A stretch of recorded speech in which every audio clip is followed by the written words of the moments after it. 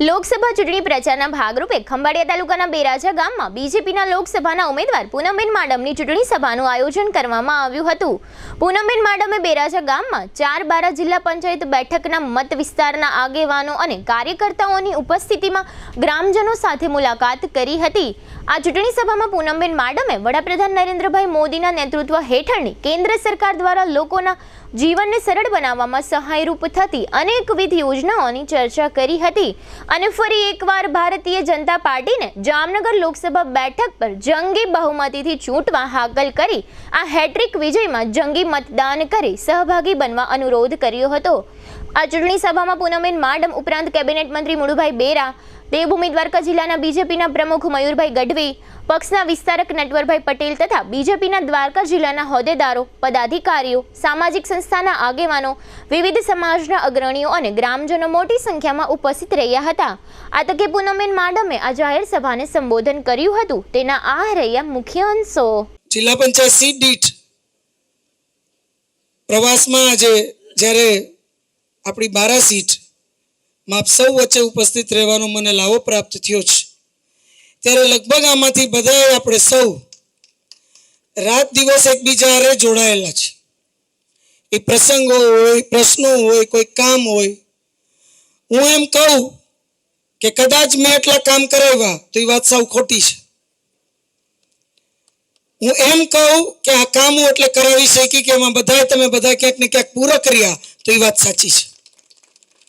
તમે બધા મારી સાથે રહ્યા, મને માર્ગદર્શન આપ્યું, પાયામાં જે લેસન કરવું પડે એ તમે બધાએ કર્યું, મારા વતી દોડધામે તમે બધાએ કરી, સંકલને તમે બધાએ કર્યું, પછી સીધું કોઈ કાર્ય કરાવી શક્યું તો એમાં તમે બધા એટલી મહેનત કરી એટલે ક્યાંક એ કાર્યમાં મને નિમિત્ત બનવાની તક મળી। એ પ્રકારે 2012થી લઈને અત્યાર સુધી આ સીટમાં કદાચ મારો એક વ્યક્તિ સાથે એ પ્રકારનો નાતો રહ્યો છે કે પરિવાર સાથે એ પ્રકારનો નાતો રહ્યો છે, અને નાતો કોઈ દી મેં તૂટવા નથી દીધો, એને નબળોય નથી પડવા દીધો।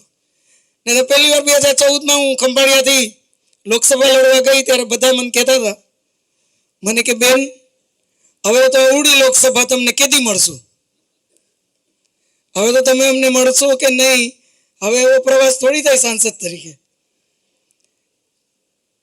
પણ આજે આખી લોકસભામાં એક વાત છે અને હકીકત છે કે બેનને ગમે એટલા મત આપશું, બેનની ગાડી હવારે નીકળશે એટલે સીધો એનો ટર્ન ખંભાળિયા બાજુ થશે। આ એક માન્યતા છે બધે કે બેન ખંભાળિયા જાય એટલે બીજે ક્યાંય ના જાય, બેન દ્વારકા દર્શન કરવા જાય એવા બીજે ક્યાંય ના જાય। એક માન્યતા ઊભી થઈ ગઈ છે, કારણ કે એનું બીજું કારણ છે, માન્યતા ઊભું થવાનું એક ઠોસ કારણ છે। આપણે બધા એકબીજા એટલી હદે જોડાયેલા છે કે ક્યાંક પ્રસંગ હોય, ક્યાંક બીજો પ્રશ્ન હોય તો સ્વાભાવિક રીતે બધાય એકબીજા તરફ એક ફરજના ભાગરૂપે તરત દોડીએ કે પ્રસંગમાં આપણો ફરજ આવે, પ્રશ્નમાં આપણી ફરજ આવે, એટલે એક અલગ જ નાતો, એક પારિવારિક નાતો દરેક ઘર સાથે, અને હું એમ કહું કે કદાચ આ ત્રીજી પેઢીનો નાતો દરેક ઘર સાથે મારો છે તો એ હકીકત છે। મારી એક વિનંતી છે, અપીલ છે કે બધાને મતદાન શાંતિપૂર્વક કરી શકે અને મતાધિકારનો દરેક નાગરિક ઉપયોગ કરી શકે એ પ્રકારનું વાતાવરણ આખી આપણી આ 12 સીટમાં આપ સૌ સરસો એવી હૃદયપૂર્વકની અપીલ સાથે આજ ખૂબ મોટી સંખ્યામાં આપ સૌ અહીં ઉપસ્થિત છો।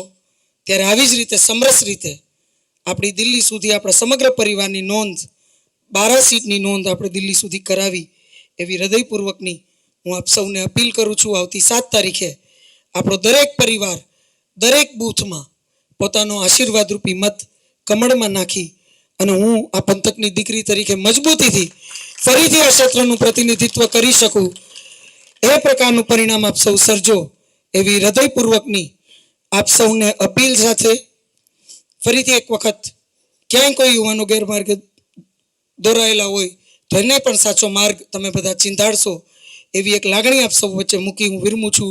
વંદે માતરમ, જય જય ગરવી ગુજરાત।